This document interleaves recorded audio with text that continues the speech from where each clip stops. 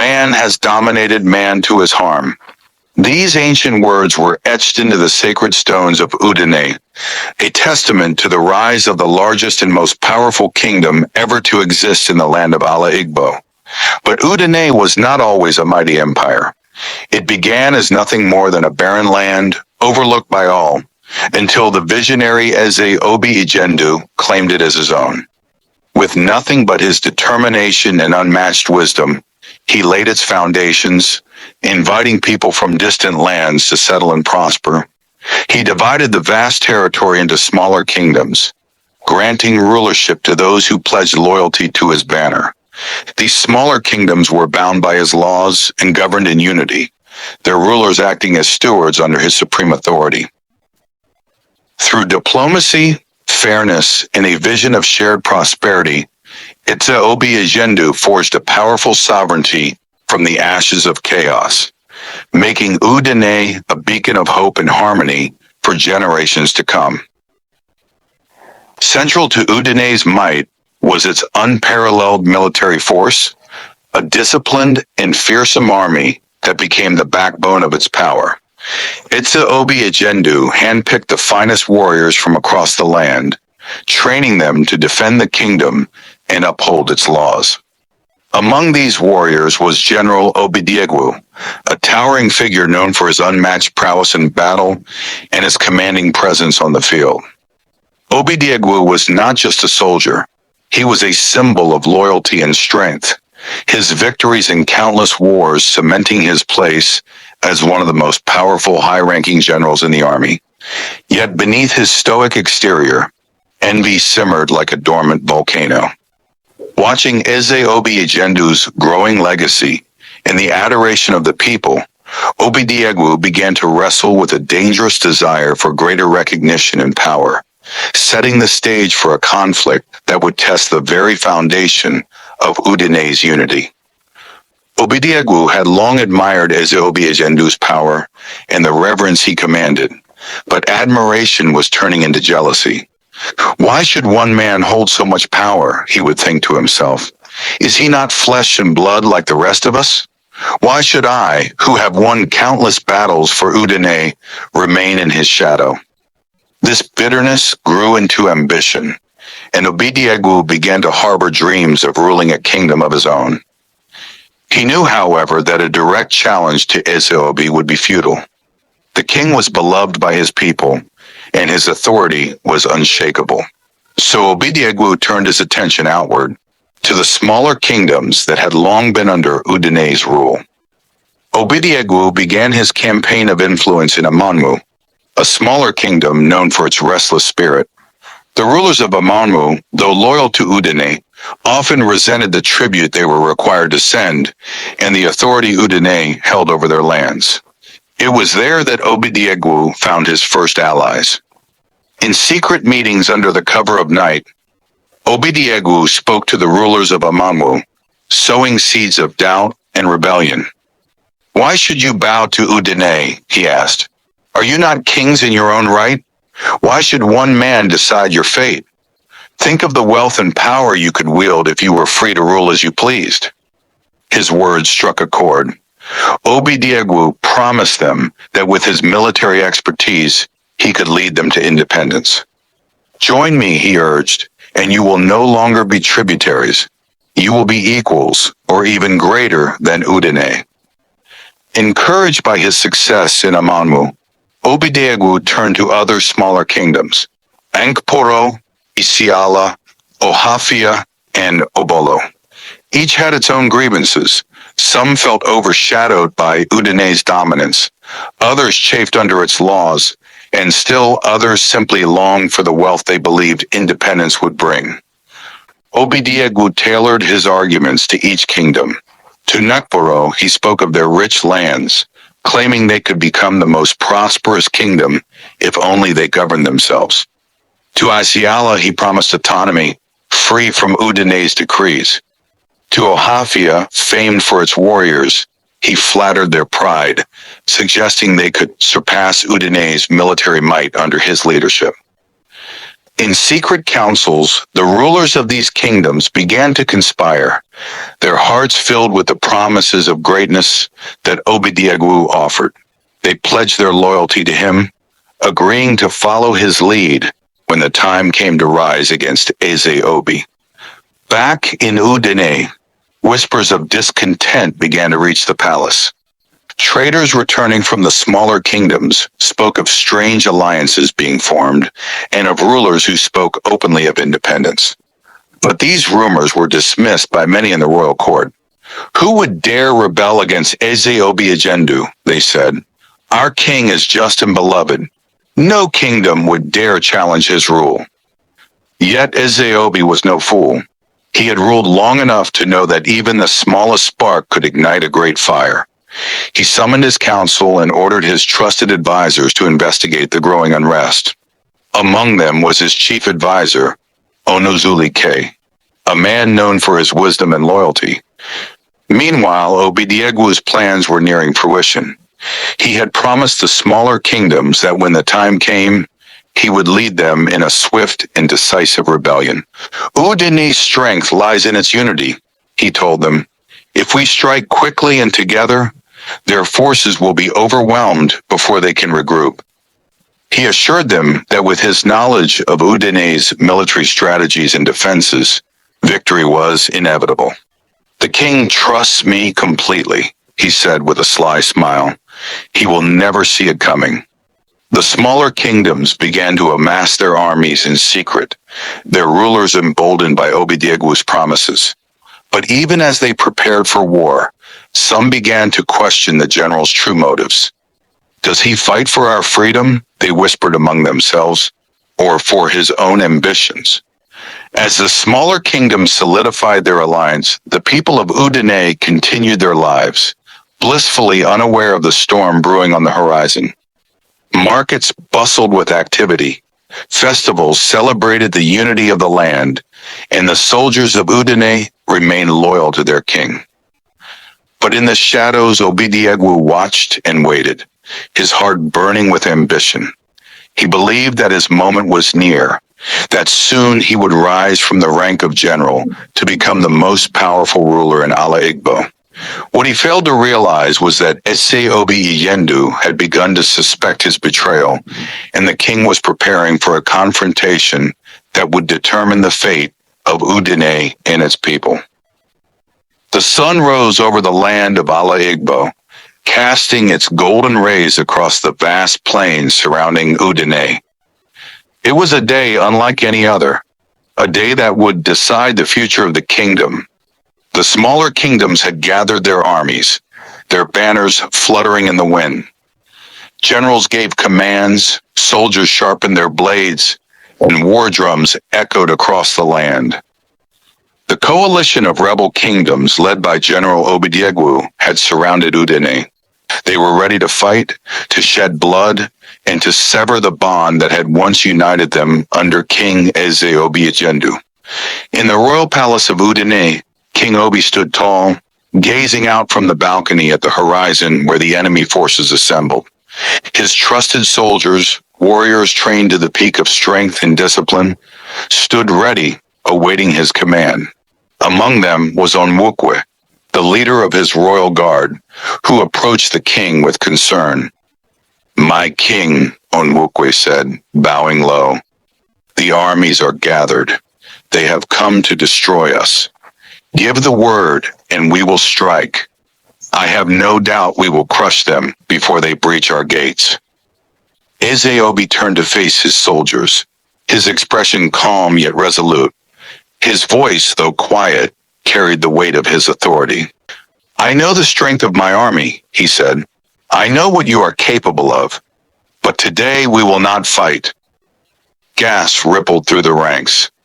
Onwukwe's eyes widened. "Not fight, my king, but they are here to take everything, to destroy all that you have built." Eze Obi raised a hand to silence him. "I am not afraid of their strength, for it is nothing compared to ours. But what will it profit us if we spill the blood of our brothers and sisters?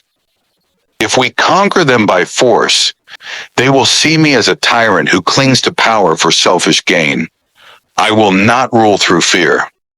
As the rebel armies stood at the gates of Udene, their leaders gathered around General Obidiegwu, who wore a triumphant smirk. Today, he declared, we break free from the chains of Udene. Today, we show Eze Obi that his time is over. Cheers erupted from the soldiers, their confidence bolstered by their sheer numbers. But as they prepared to advance, the gates of Udene opened. The sight before them was unexpected. King Eze Obi himself stepped forward, unarmed and without armor, his royal robes billowing in the breeze. Behind him marched his soldiers, disciplined and powerful, but their weapons were sheathed, and their shields remained on their backs. The king's presence was commanding, his stride steady and unyielding. He raised a hand, and the rebel armies fell silent. His voice rang out, clear and firm. People of Ala Igbo, hear me. Eze Obi Ijendu began, his voice steady and commanding. You stand here today, ready to kill and destroy, believing that freedom lies in rebellion. You have been told that I hold power for my own gain, that I am your oppressor.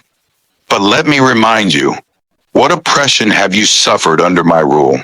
Was it oppression when I opened the gates of Udene to you, giving you lands to call your own when you had nothing? Was it cruelty when I provided you with safety, prosperity, and a place to raise your children in peace? All I have ever asked of you is your obedience and loyalty to the laws of this kingdom. Laws that are just and right, created not to burden you, but to protect you. Look around you and see the fruits of our unity, the harmony that has flourished under this banner. Is this the work of a tyrant or the labor of a king who seeks only the good of his people? The leaders of the rebel kingdoms exchanged uneasy glances. A murmur rippled through their ranks, but no one stepped forward to answer. Eze Obi continued, I could command my army to fight you. I could unleash a fury that would leave this battlefield drenched in blood. But I will not, for I am not here to enslave you. I am here to serve you. If you truly believe that you can govern yourselves better than I have governed you, then go. Rule yourselves. You are free to leave this kingdom and do as you wish. The silence that followed was deafening. The soldiers in the rebel armies looked to their leaders, their resolve faltering. Obidiegwu, caught off guard, stepped forward and shouted, Do not be deceived by his words. This is a trick to make us doubt ourselves. He knows we will win. But Eze Obi's calm demeanor did not waver. He turned his gaze directly to Obidiegwu. Obidiegwu, my trusted general, he said, his voice tinged with sadness. You who have shared my victories and carried my banners, why have you turned against me? Was it power you sought? It is yours. Take it and rule if you believe you can do better. Obidiegwu faltered. He had expected defiance, a battle to cement his rebellion. But this was something else entirely. Obidiegwu stood there, stunned. The weight of Eze Obi's words pressed heavily on him. His ambitions had been fueled by visions of power and conquest. But now, confronted with the king's calm surrender, he felt an unfamiliar unease. He turned to the other rebel leaders, seeking strength in their support. But their eyes were cast downward, their resolve shaken. Finally, Obidiegwu spoke. Very well, my king, he said, his voice hesitant but determined. If this is your will, we will leave and rule ourselves. We will prove that we can thrive without Udene's shadow over us. Eze Obi nodded, his expression unreadable. Go then, he said. The gates of Udene are open to you. May your new kingdoms bring prosperity and peace to your people. With that, the rebel armies began to disperse. Their leaders, including Obidiegwu, left the lands of Udene and returned to their respective territories, each determined to build something new and better. The smaller kingdoms, now independent, set about establishing their own governments. Each sought to carve out its own identity, its own laws, and its own way of life. Amanmu proclaimed itself a monarchy, with its ruler claiming divine authority to lead. The king of Amanmu believed that a strong, centralized authority would ensure prosperity. But over time, the monarchy became corrupt, with successive rulers exploiting their power for personal gain. The people of Amanmu grew weary of being treated as subjects rather than citizens. Amporo opted for a council of elders, where decisions were made collectively by a group of the wisest men and women. For a time, this system worked, but as years passed, the council became plagued by infighting. Each elder sought to advance their own interests, and the people suffered under the weight of their leaders' endless disputes. Ohafia, proud of its warrior heritage, became a militaristic state governed by a succession of generals. They believed that discipline and strength would bring order and security. However, the militaristic regime quickly turned oppressive, with the common people crushed under the harsh rule of the generals. Isiala sought to emulate the structure of Udene, establishing a monarchy tempered by a council of advisors. But without the wisdom and restraint of a ruler like Eze Obi, Isiala's kings were weak and easily manipulated by their councils. The kingdom became rife with corruption and inefficiency.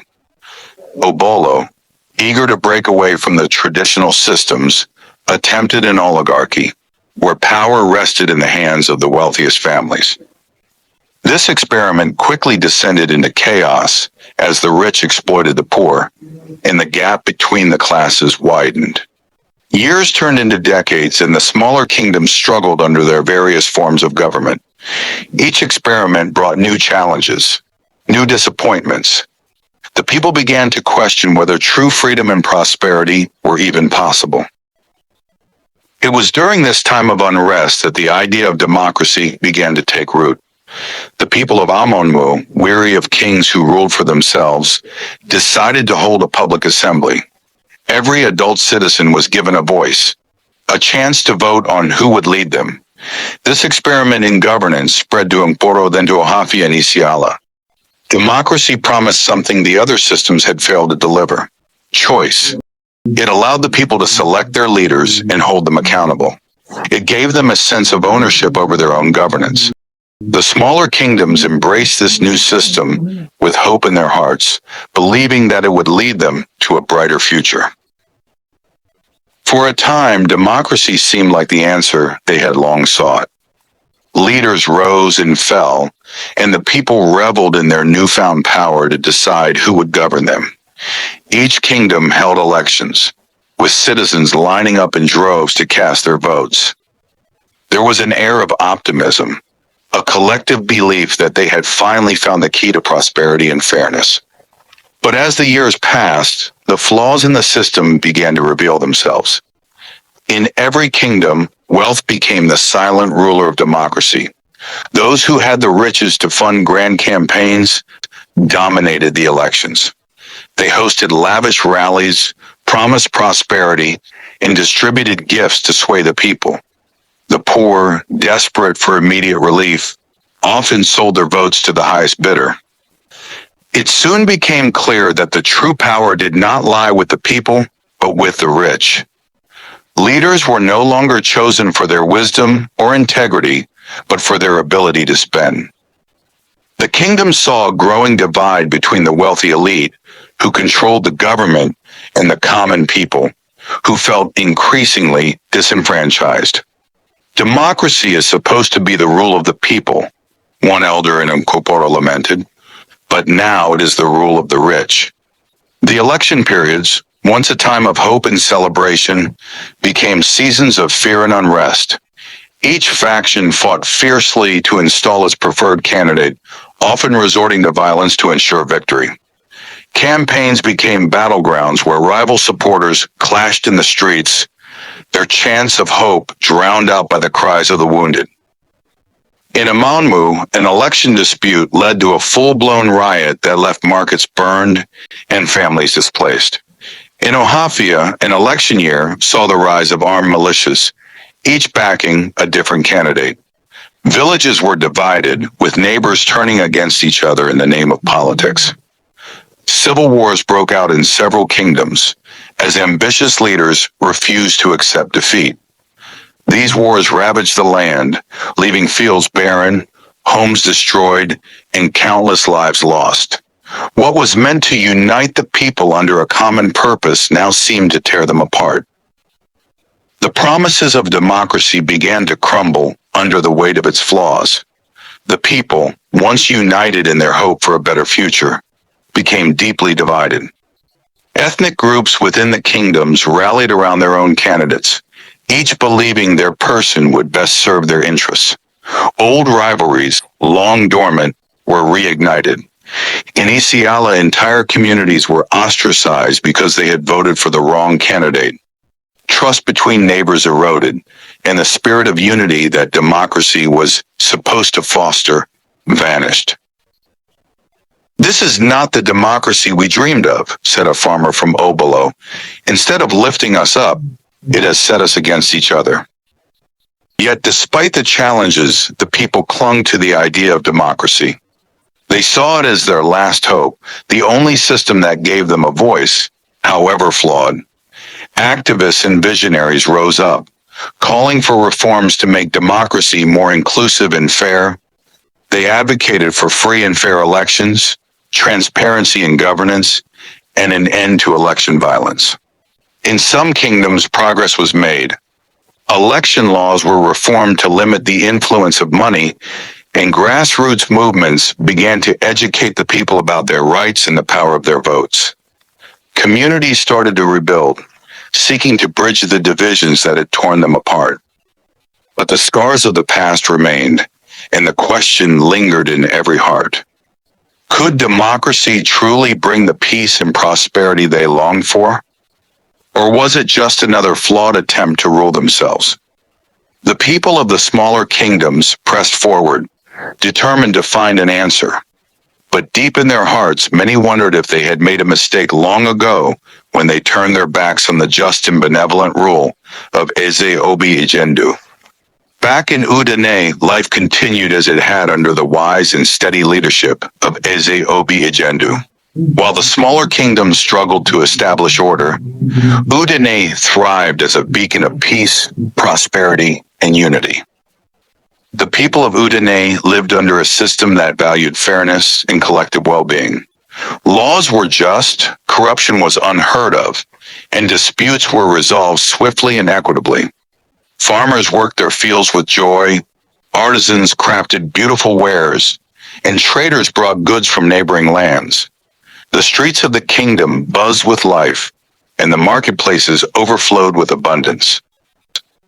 Eze Obi's wisdom ensured that no one was left behind. He made frequent rounds among his people, listening to their concerns and offering solutions. His soldiers, though mighty, were not just warriors but protectors, maintaining peace and order without wielding their strength unjustly. But Eze Obi's heart remained heavy. He cared not only for Udene, but also for the people of the smaller kingdoms who had turned away. Despite their rebellion, he still saw them as his own and yearned to know how they fared. Calling one of his most trusted and powerful soldiers, Ogadinma, the king gave him a mission. "Go to the other kingdoms," Eze Obi instructed. "See how they live, learn of their struggles, and offer what help you can. But disguise yourself as a common man. Let no one know you come from Udene, for it is not Udene's name they need to hear, but the truth they must see for themselves." Ogadinma donned simple clothing, shedding the armor and insignia that marked him as a soldier of Udene. Armed only with his wits, his strength, and the wisdom of his king, he set out into the lands of the smaller kingdoms. In every kingdom he entered, he saw suffering. The people were burdened by heavy taxes, while their rulers lived in luxury. The poor toiled endlessly, barely able to feed their families, while the wealthy feasted and celebrated. Markets were controlled by the powerful, who exploited the weak for profit. Disputes were resolved through bribes, and justice was a privilege only the rich could afford. Ogadinma could not stand idly by. Though he was disguised, his heart as a soldier of Udene compelled him to act. In secret, he helped the downtrodden. When he saw a farmer whose land had been unjustly seized, Ogadinma confronted the oppressors and restored the land. When he found children hungry and abandoned, he shared his own provisions with them. When he encountered the sick who had been left to die, he tended to them and encouraged their spirits with kind words. But more than his deeds, it was his words that left a lasting impact. Ogadinma spoke of hope, unity, and the power of righteousness. His voice carried the wisdom of Eze Obi, and his words were sweet and pleasant to the ear. He reminded the people that justice was possible and that they had the strength to rise above their suffering. As Ogadinma traveled, his fame spread. Villagers whispered of the kind and powerful stranger who brought hope wherever he went. Many began to look up to him as a leader, even calling him the people's champion. In the kingdom of Onu, a woman declared, "This man speaks with the authority of one who truly cares for us. If only he could be our ruler." In Okiki, a group of farmers banded together, inspired by Ogadinma's words, and demanded fair treatment from their overseers. The people's admiration for Ogadinma grew with each passing day, but this admiration did not go unnoticed. The rulers and the wealthy elite of the kingdoms began to see Ogadinma as a threat. His growing popularity made them uneasy. Where the people had once feared and obeyed their leaders, they now questioned them, emboldened by Ogadinma's words. "Who is this stranger who dares to challenge us?" one ruler demanded at a council meeting. "He sows discontent among the people," another cried. "If we do not stop him, they will rise against us." The ruling candidates who were vying for power in the upcoming elections also saw Ogadinma as an obstacle. Rumors began to spread, fueled by the rulers and their allies. They accused him of being a fraud, a spy from Udene sent to undermine their governments. Others claimed he sought to seize power for himself. The more the people loved Ogadinma, the more the rulers hated him. For the first time, the wealthy and the ruling class, often divided by their own rivalries, found a common enemy. Whispers of conspiracy filled the halls of the rulers. They devised plans to discredit Ogadinma, to turn the people against him. When that failed, they resorted to darker schemes. Ogadinma, who had come to the smaller kingdoms with nothing but good intentions, now found himself the target of those who sought to preserve their power at any cost.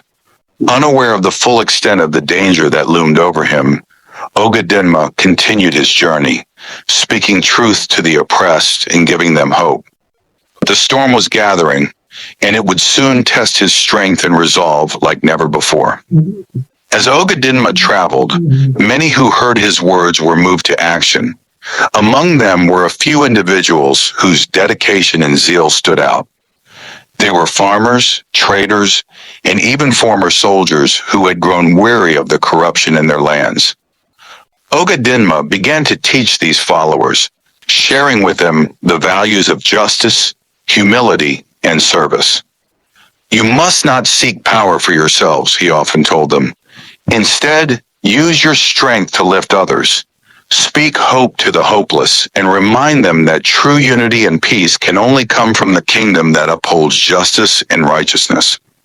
These disciples became his messengers, spreading his teachings to villages and towns. They encouraged the poor and the oppressed, helped resolve disputes, and reminded the people of the just and prosperous kingdom of Udene. Slowly, whispers of Udene's greatness began to resurface in the hearts of the people. The words of Ogadinma and his disciples rekindled hope in many who had long given up on justice. "Perhaps we were wrong to leave Udene," an elder in one village remarked. "The rule of Eze Obi was just and fair. Can such a kingdom truly exist again?" In another village, a group of youths who had been oppressed by their local rulers declared, "We will no longer bow to injustice. We will follow the path Ogadinma has shown us and believe in the kingdom of Udene once more." As faith in Udene grew, so did the anger of the rulers and the rich. Ogadinma's influence was spreading too far and too fast for their liking. The rulers, seeing their grip on power slipping, convened in secret. "Ogadinma must be stopped," one ruler declared. "He is turning the people against us. If we let him continue, they will rise up and we will lose everything," another added. They agreed on a dark plan. Ogadinma would be captured and killed. They sent spies to follow him, to learn his movements and report back. Messages were dispatched to rulers in neighboring kingdoms, enlisting their support in the plot. Ogadinma, though unaware of the full extent of the conspiracy against him, began to sense the growing danger. One night, as he rested in a quiet village, a loyal follower came to him in haste. "Master," the man whispered urgently, "I have heard whispers in the market. The rulers are plotting to take your life. They say your influence has spread too far, and they cannot control the people anymore. But there's more." Obidiegwu's name was mentioned. At the mention of Obidiegwu, Ogadinma's expression tightened. He had always known of the general's ambition, but now the truth was undeniable. Obidiegwu, once a trusted figure in Udene, had become a shadowy force, influencing the decisions of the rulers in the smaller kingdoms. The suffering, oppression, and rebellion were not random. They were the results of his cunning hand. Ogadinma's heart grew heavy, yet his resolve remained unshaken. The mission given to him by Eze Obi Ijendu was more important than ever. Despite the danger, Ogadinma knew that the message of hope and unity must continue to spread. That night, Ogadinma gathered his closest followers. In the dim light of a small hut, his voice carried the weight of wisdom and determination. "My brothers and sisters," he began, "we face a great storm. The rulers plot against us, and Obidiegwu's influence runs deeper than we imagine. But do not be afraid. The truth we carry is greater than any sword, and our mission is not to fight with violence, but to kindle hope in the hearts of the oppressed." He looked around the room, meeting each gaze with steady confidence. "You must be steadfast and strong, bold in your words and your actions. Speak of the justice and peace that Udene represents. Remind the people of the unity they once knew, and give them hope for what can be.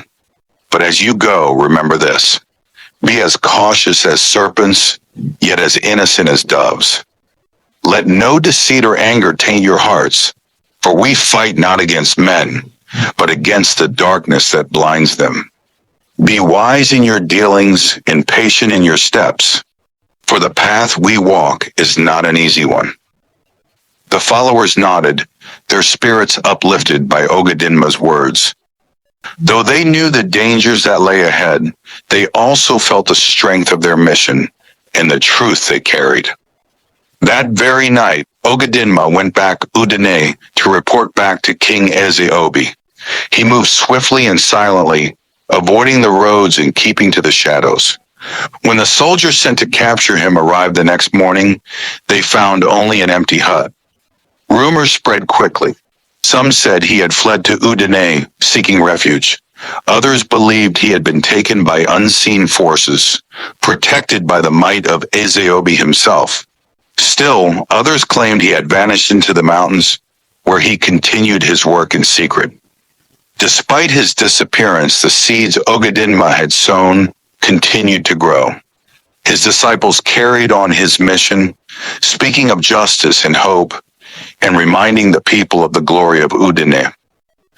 In the hearts of the oppressed, the memory of Udene became a symbol of what could be, a kingdom where justice reigned, where rulers served their people, and where unity brought prosperity. And though Ogadinma was no longer seen, his message endured, spreading far and wide, igniting a quiet revolution in the hearts of the people. But the rulers, angered and fearful, vowed to find him, to crush his influence and ensure their hold on power remained unchallenged. Little did they know that the truth Ogadinma carried could not be silenced, for it had taken root in the hearts of those who yearned for a better world like Udene. But even in a kingdom as strong as Udene, discontent can find a way to creep in. Reports began to reach the palace of a troubling presence. Obidiegwu, the former general who had led the rebellion, had been seen returning to Udene in secret. He was not alone. Some citizens and even a handful of soldiers had been meeting with him, drawn in by his persuasive words. Obidiegwu's message was the same as it had been years ago. Why should we remain under the rule of Eze Obi? We can rule ourselves. We are strong and capable. Why should one man decide our fate? These words, spoken in hushed tones, began to sow seeds of doubt among a small faction of the people. Some soldiers, impressed by Obidiegwu's charisma and emboldened by their own ambition, began to question their loyalty. A few citizens, lured by promises of personal power and wealth, also joined his cause. When these reports reached Eze Obi, he was deeply saddened, but not surprised. He had always known that power and ambition could cloud the hearts of even the most loyal. However, he would not allow this to disrupt the peace and unity of Udene. Summoning his council, the king addressed the issue with clarity and resolve. We have given Obidiegwu and those who follow him the freedom they sought, he said, yet they return not with peace in their hearts, but with the intent to divide us. Such actions cannot be tolerated. Eze Obi sent his trusted soldiers to investigate and confront the matter. Those found conspiring with Obidiegwu were brought before the king. Standing in the great hall of Udene's palace, Obidiegwu, along with his followers, faced the king. Eze Obi's voice was firm but calm as he addressed them. Obidiegwu, he said, you were once my trusted general. You fought beside me, you carried my banner, and you swore to protect this kingdom. Yet you have chosen a path of deceit and disunity. Why do you return here with words of rebellion when you have been given the freedom you desired? Obidiegwu sneered. Freedom, he retorted. What freedom is it when your shadow looms over every kingdom? They look to you as the standard, Eze Obi. As long as you exist, no other kingdom can truly rise. The king's gaze softened, but his resolve remained unshaken. The shadow you speak of is not mine, but the weight of your own guilt and failure, he replied. You are no longer welcome here, Obidiegwu. You and those who follow you have chosen your path. I will not allow you to sow disunity in this land. Eze Obi decreed that Obidiegwu and his followers be expelled from Udene. They were escorted to the borders of the kingdom by the king's soldiers, stripped of their rights as citizens of Udene. As they left, the people of Udene watched in silence, their loyalty to the king unshaken. Many of those who had initially doubted were now reminded of Eze Obi's fairness and strength. With the dissenters gone, Udene continued to prosper. Its people were happy and joyful, remaining united, their trust in their king growing stronger with each passing year. The kingdom flourished as a shining example of what a just and benevolent ruler could achieve. But woe to the smaller kingdoms, for Obidiegwu and his expelled followers, consumed by anger and unyielding ambition, have not resigned themselves to defeat. On the night of their expulsion, they gathered under the cover of darkness in a hidden valley, their faces illuminated by the flickering flames of a single fire. We have lost Udene, Obidiegwu declared, his voice echoing with both bitterness and resolve. But the game is far from over. The smaller kingdoms, unsuspecting and divided, will now feel the weight of our wrath. As whispers of conquest filled the air, their plans began to take shape, Plans that promise both revenge and dominance, no matter the cost. The question now looms large. What fate awaits the smaller kingdoms? What cunning strategies will Obidiegwu unleash to dominate and rule? Only time will unveil the answers. Stay tuned for part 2 of this gripping tale, where secrets will be revealed, alliances will be tested, and the true extent of Obidiegwu's ambition will come to light.